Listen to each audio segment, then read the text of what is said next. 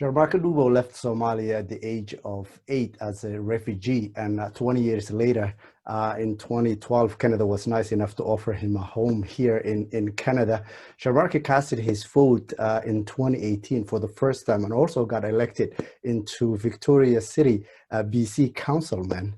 Sharmarke also won the Leadership Award in BC in 2020, and this year made the top 25 in Canadian Immigrant Award. Sharmarke joins us from Victoria in his office. Glad to have you. Welcome, Sharmarke.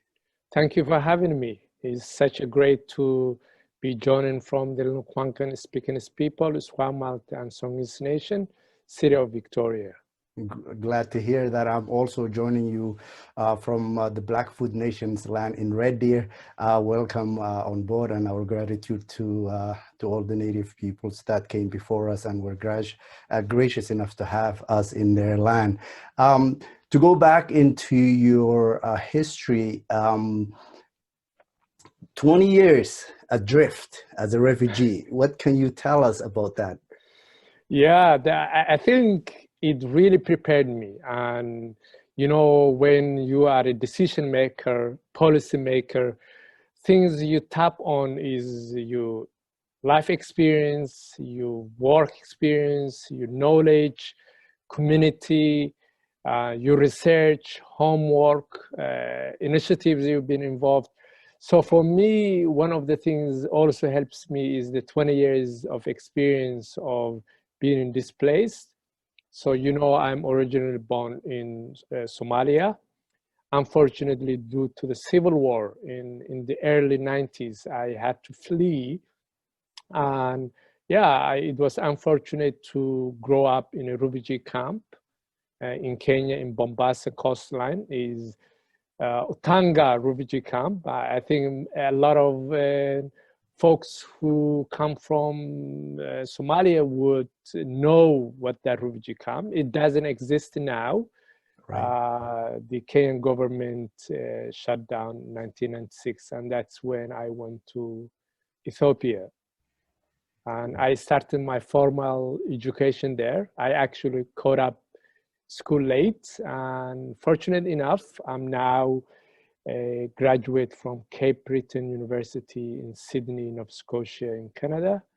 Right. And yeah, so that's great. But let's back up a bit here. Okay. When you got to Canada after 20 years of being a refugee, and Canada was gracious enough to have you as one of the refugees that immigrated to Canada. What was that experience like coming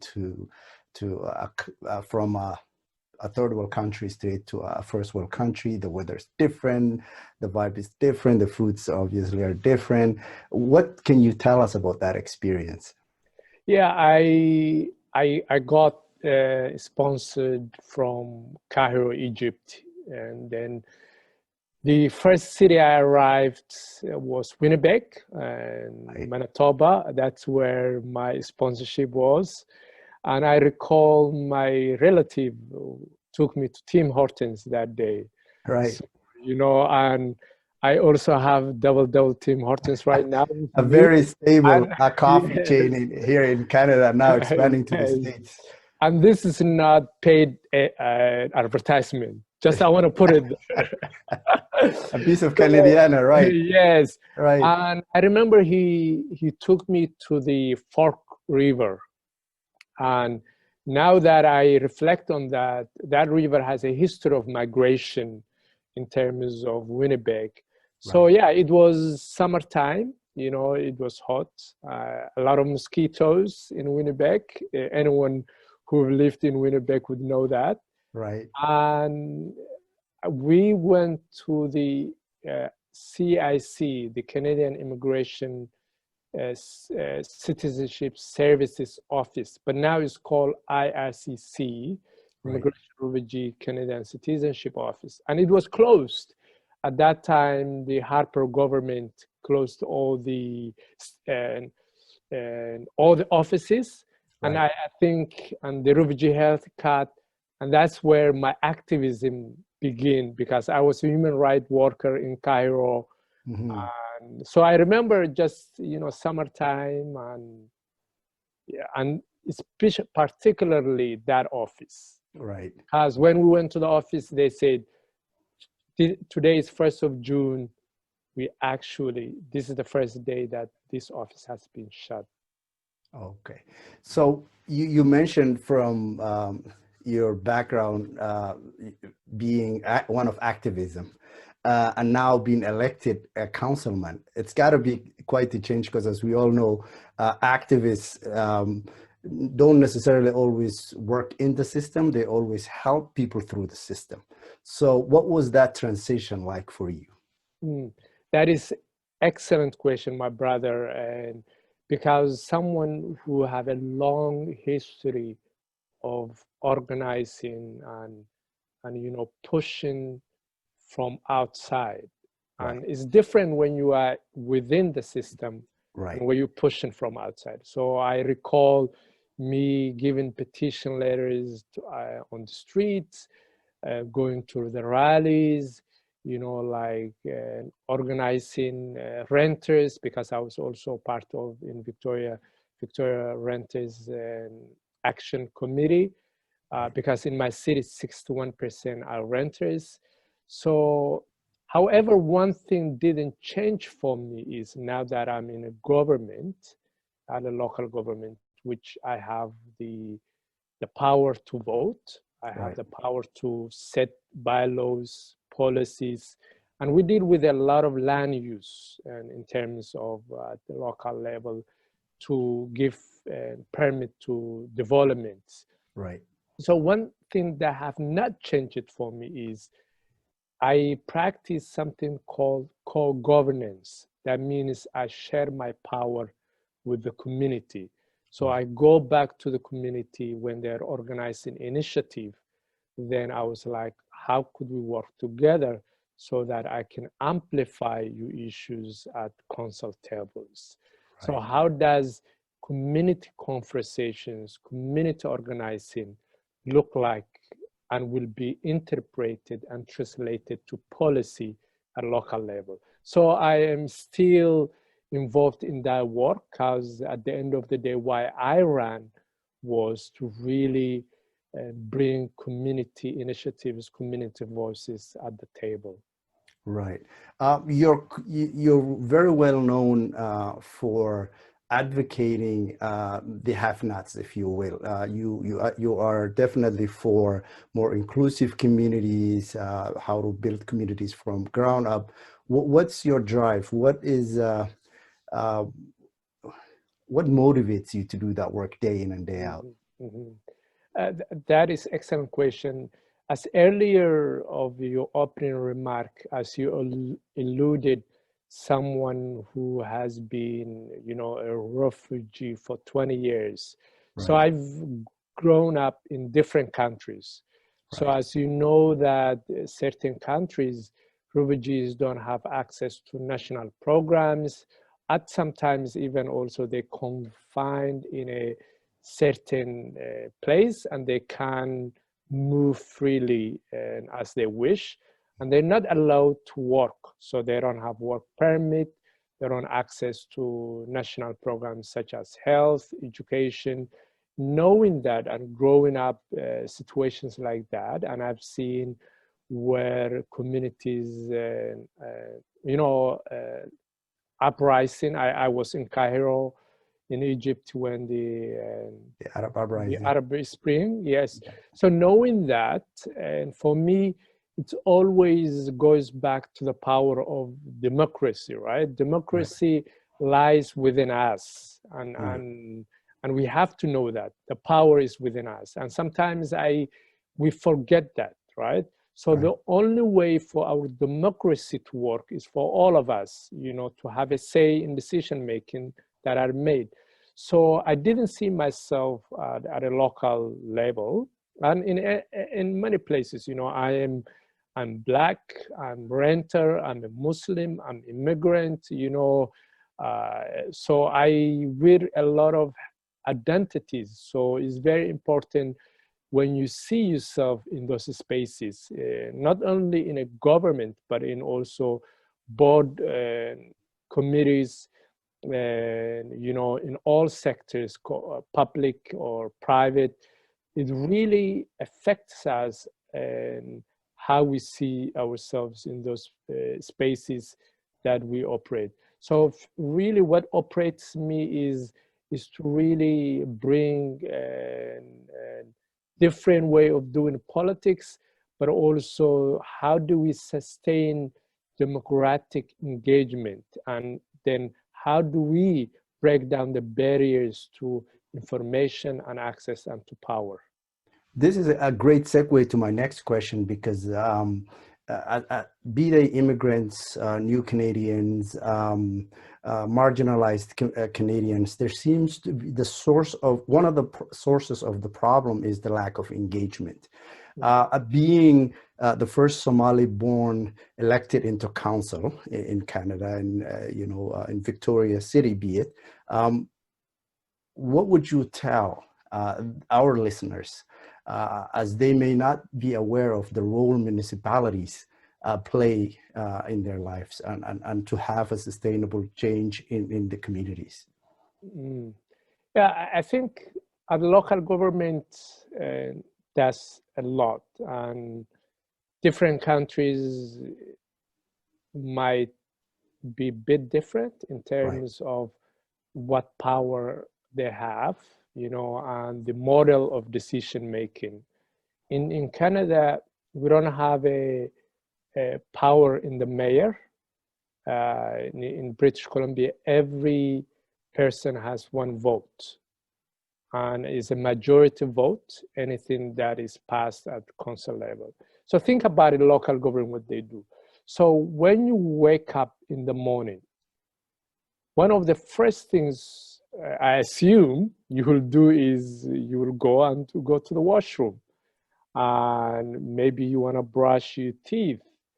You open the tap, so like that water, when you flush your toilet, the sewage and all that, when you get out of your house and go, the traffic light, the roads, the transit you take, and the environment built around you, the sidewalks, the infrastructure that you see, the road infrastructure, those are all local governments, such as if you go to exercise and your parks, the recreational, So we approve budgets, we pass bylaws.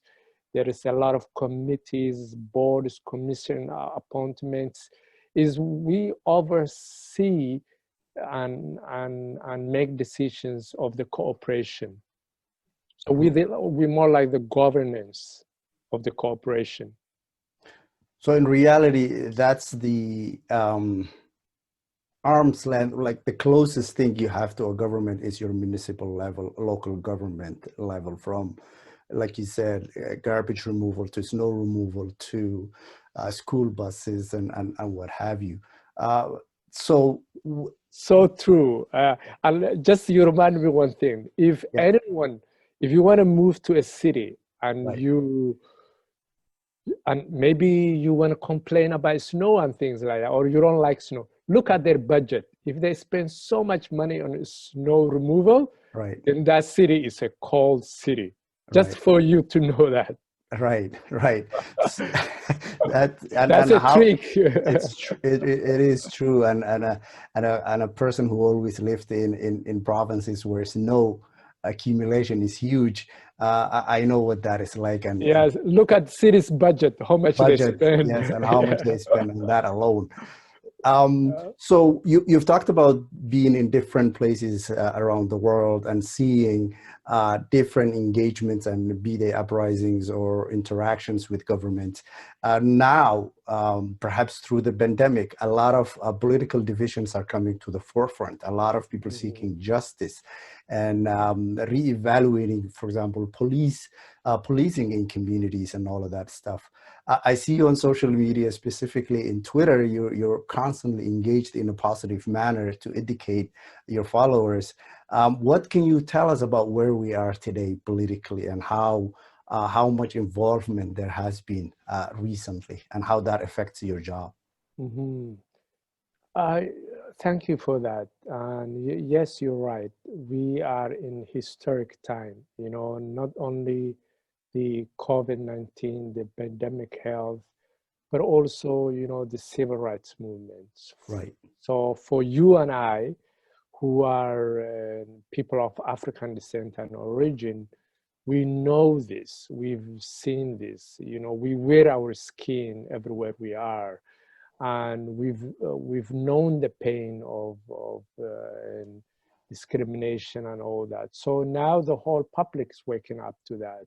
So it's really important to imagine what structural reform, which break down traditional barriers toward really building trust and increasing participation. And that is, for me, very crucial, because once you have a really authentic participation in decision making, and when we build trust, then we could really reform our systems. And also, I always like to imagine government that really works with the people, not for the people. Usually we see government speak for the people, and they don't usually take the time and put the resources and the effort to genuinely and authentically work with the people. But also we need to, as a government, to produce outcomes that really must reflect community-centered vision for transformational change.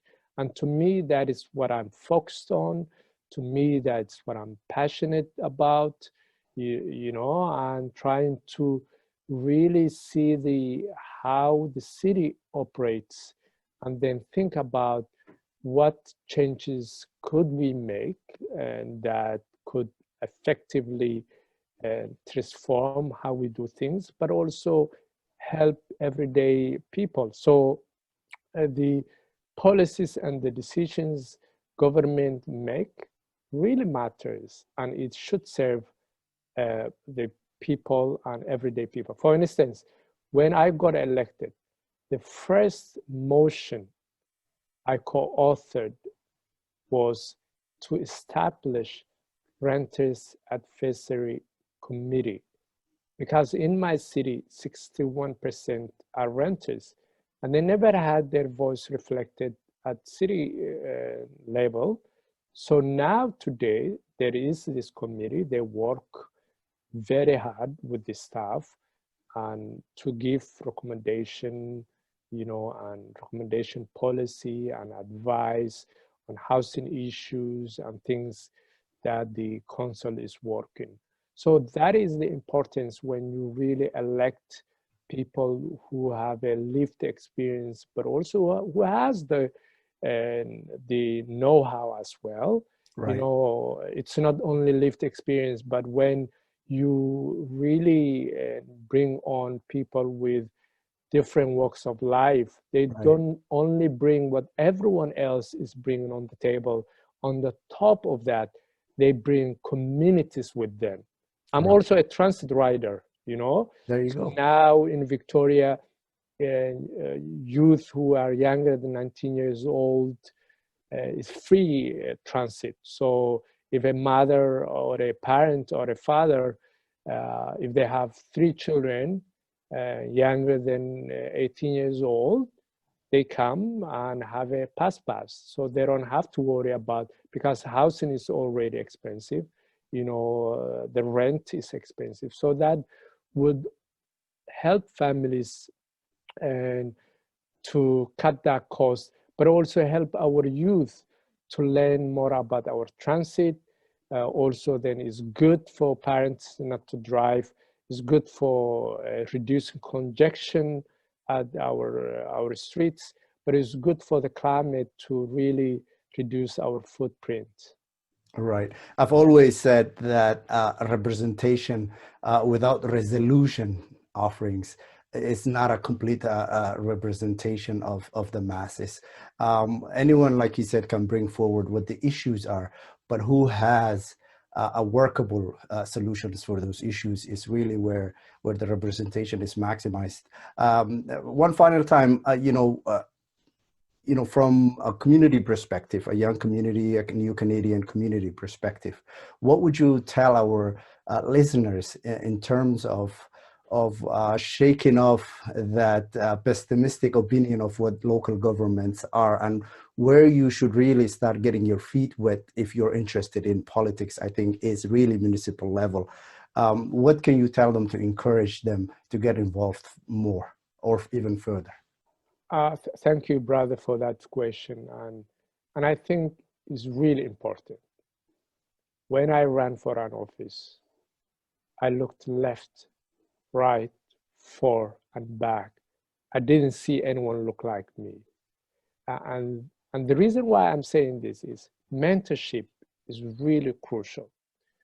If I knew someone like me in local government, I would have sit with them, have tea with them, and say, how did you do it?